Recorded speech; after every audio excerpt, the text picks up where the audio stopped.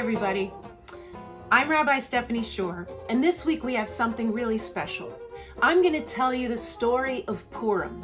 It's Megillat Esther, the book of Esther. So the story of Purim takes place in Shushan, which is in Persia, which is now modern-day Iran. In Shushan, there was a king, and his name was Ahasuerus. And Ahasuerus held a lot of parties. He would invite all of his friends and kind of show off his riches. And this particular night, he said, "Guards, go get me Vashti. I want her to dance. I want my queen to dance for all my guests." Well, the guards went and they got Vashti and they asked Vashti, "Hey, Vashti, the king wants you to come dance. Come with us." And Vashti said, "I am not gonna come and dance for the king and his guests. I'm the queen. I don't need to entertain all of those guys." Well, the guards went back to the king and they said, "Hey, king, guess what? Vashti doesn't want to dance for you." Well, the king said, "Banish Vashti. Make her go out of this palace. She is no longer my queen. Find me a new queen. King Ahasuerus is looking for a new queen. King Ahasuerus is looking for a new queen." Well, there was a Jewish guy named Mordecai, and he heard the announcement. He said, I think my niece Hadassah would be the perfect person to be the queen of the king. So Mordecai went to his niece Hadassah, and he said, "Hadassah, the king is looking for a new queen, and I think you would be perfect." And Esther said, "Really? You think I would be perfect? Oh, I don't know." And Mordecai said, "Yes, you will be perfect. But do me a favor, Hadassah. Don't tell the king you're Jewish, just to make sure the king doesn't know you're Jewish. We're gonna call you by Esther. Yes, that will be your name. Now make sure you go get ready." And so Hadassah, who is now known as Esther, goes and gets herself ready. Well, in the meantime, the king sees all of these women who want to be his queen, and they come before him, and he says, "No, not that one, not that one, not that one." But then he sees Esther, and he says, "That "Is the one that I'd like to be my queen. What is your name?" And she says, "My name is Esther, and I would love to be your queen."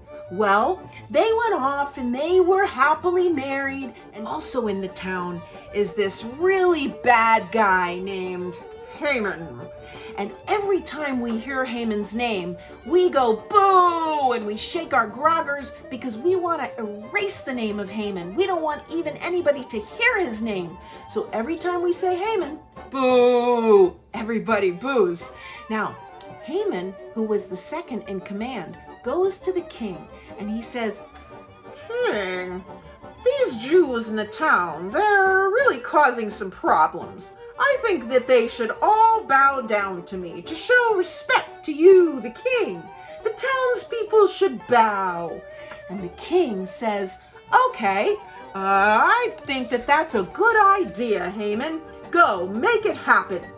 So Haman, boo, he goes into the town And he says, "Everybody, bow down to me. Bow down to me, Haman." Well, Mordecai the Jew says, "I will not bow to you, Haman. I only bow to my God." Well, this made Haman really mad. And Haman said, "Something's got to happen with these Jews." Well, in the meantime, Mordecai was sitting outside of the palace, and Mordecai overheard two guards talking about plotting to kill the king. They were angry about something. Well, Mordecai goes to Esther and he says, "Esther, you have got to go tell the king that there are two of his guards that are plotting to kill him." And Esther says, "Okay, Mordecai, I will go." And so the plot to kill the king was thwarted. It was stopped right in its tracks. And those guards, well, They got the outs with the king. One night, the king can't sleep and he says, Bring me the royal records. and the guards bring in the records. No, not those records. The records of the kingdom. And the king says, What's this? Mordecai saved my life against those palace guards that were plotting to kill me? I need to reward such a good man. Who can help me with this? Guards, summon Haman. Haman comes in and he says, Hello, king. How can I help you? and the king says, Haman, how would you honor a hero? What would you do that would be very special and make this person feel honored and respected in the town? well, Haman thinks that the king is talking about him. So he says, King, I would let this man wear royal robes and put him on a grand horse and parade him around the town so that all the people can cheer for him. the king says, Haman, that is a great idea. Bring me Mordecai. He is the man that I will honor. oh boy. This made Haman so mad. Haman said, I am steaming from this news. The king wants to honor Mordecai and not me, Haman. Oh, I will get those Jews.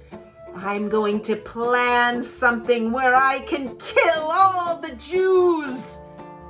oh my goodness. Mordecai finds out about this and he goes to Esther and he says, Esther, you have got to help us. Haman has planned a plot to kill all of the Jews, and the king gave him his approval. Haman has the ring and he has the power now.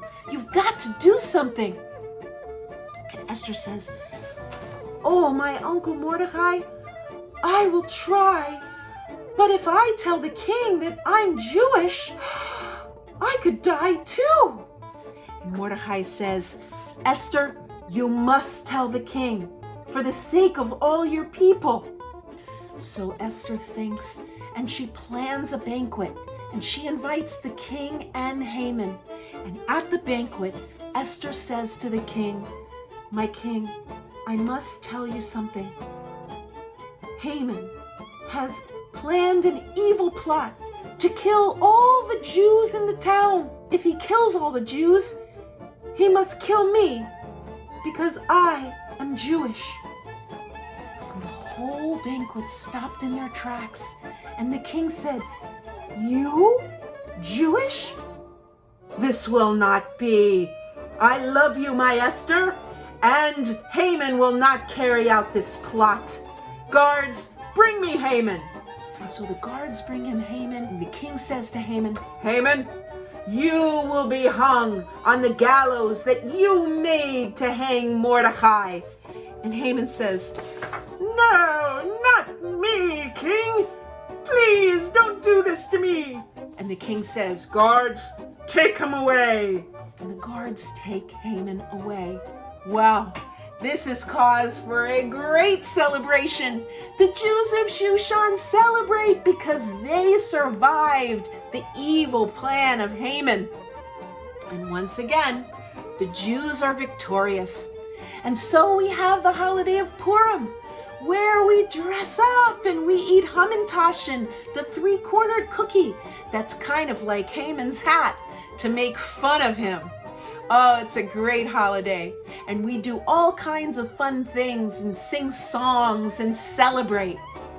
So I'm glad that we had this opportunity for me to tell you the story. That's our lesson for today. Shalom.